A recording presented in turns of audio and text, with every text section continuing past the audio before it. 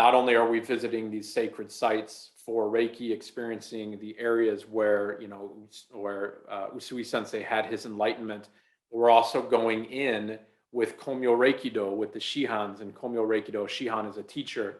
And so these are the local practitioners that have all trained under Inamoto Sensei with Komyo Reikido, which is the organization that he has set up for the teaching and continuation the continuation of Reiki in Kyoto and in Japan. And it's a very, very beautiful, very powerful experience.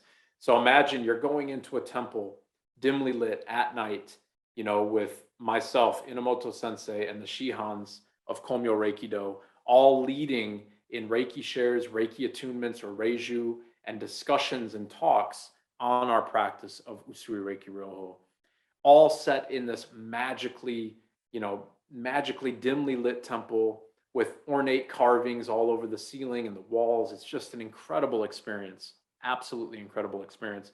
And again, one that tourists don't have really the access to, right? It's not that it's closed off, it's just that people wouldn't know about it unless you're into Reiki and you really seek it out.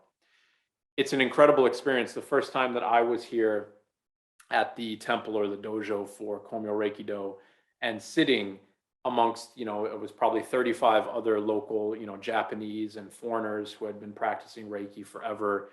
It was one of the pivotal turning moments in my understanding and practice of Reiki, to be honest. It was that moment where it was like, wow, there's so many more layers to this that I wasn't even exposed to in Hong Kong, let alone exposed to in the West.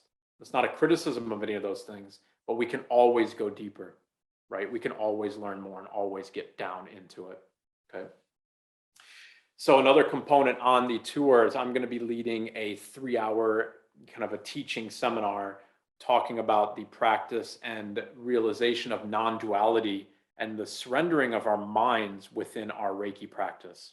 Now, again, not an easy topic, not an easy topic to talk about or to teach about, because it is the definition of something that doesn't exist, right? It's the most abstract thing.